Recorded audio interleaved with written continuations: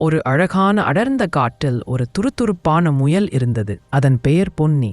பொன்னி எப்போதும் வேகமாக ஓடிக்கொண்டே இருக்கும். எல்லாவற்றையும் உடனே செய்து முடிக்க வேண்டும் என்று நினைக்கும். நிதானம் என்றால் என்னவென்றே அதற்கு தெரியாது. அந்த காட்டின் நடுவில் ஒரு பெரிய மிகவும் வயதான ஆலமரம் இருந்தது. அதன் பெயர் ஆலா. ஆலாமரம் அமைதியின் வடிவமாக அசைவின்றி பலாண்டு காலமாக அங்கேயே இருந்தது. ஒரு நாள் பொன்னி வேகமாக ஓடி வரும்போது ஆலாவின் அடியில் இலைப்பார ஒரு அணில் குடும்பம் கூடுகட்ட முயற்சிப்பதைக் கண்டது. என்ன இது, இவ்வளவு நேரம் ஆக்குகிறீர்கள் என்று பொன்னி சத்தமாக கேட்டது. இந்த சிறிய கூட்டை கத்த இவ்வளவு நேரமா? நானாக இருந்தால் 5 நிமிடத்தில் கட்டி முடித்திருப்பேனே. அணில் குட்டிகள் பயந்து போய் வேலை செய்வதை நிறுத்தின. ஆலாமரம் மெல்லிய குரலில் பேசியது. பொன்னி, ஏன் இவ்வளவு அவசரம்? நிதானமாகச் செய், வேலை சரியாக நடக்கும். சரியாக நடப்பதாவது? சீக்கிரம் நடக்க வேண்டும் ஆலா தாத்தா என்று பொன்னி சிரித்தது. நான் தான் 5 நிமிடத்தில் இந்த கூட்டை கட்டி காட்டுகிறேன் பாருங்கள். உற்சாகமாக துள்ளி குதித்து சிறு குச்சிகளை எடுத்து ஒரு கூட்டை கட்டத் தொடங்கியது. அது அவசரமாக குச்சிகளை அடுக்கியது. ஆனால் அது குச்சிகளை சரியாக பிணைக்காததால் கட்டிய சில வினாடிகளிலேயே படார் என்று அது சரிந்து விழுந்தது. அணில் குடும்பம் வேதனையுடன் பார்த்தது. ஐயோ என்று பொன்னி தலையில் அடித்து கொண்டது.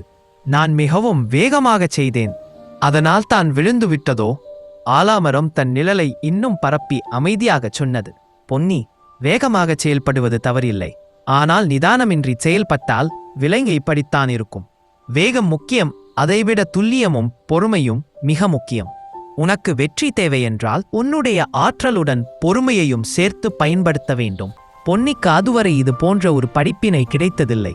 அது வெட்கத்துடன் அணில் குடும்பத்தை பார்த்தது. மன்னிக்கவும் என்று பொன்னி கூறியது. நான் உங்களுக்கு உதவி செய்கிறேன், ஆனால் இந்த முறை நான் அணிலக்கா செய்வதைப் போல பொறுமையாக கற்றுச் செய்கிறேன். பொன்னி அந்த அணில் வேலை செய்வதை பார்த்தது.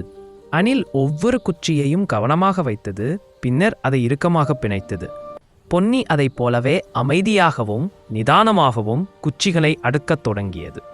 15 நிமிடங்கள் கழித்து அணில் குடும்பத்திற்கு ஒரு அழகான உறுதியான கூடு தயார்.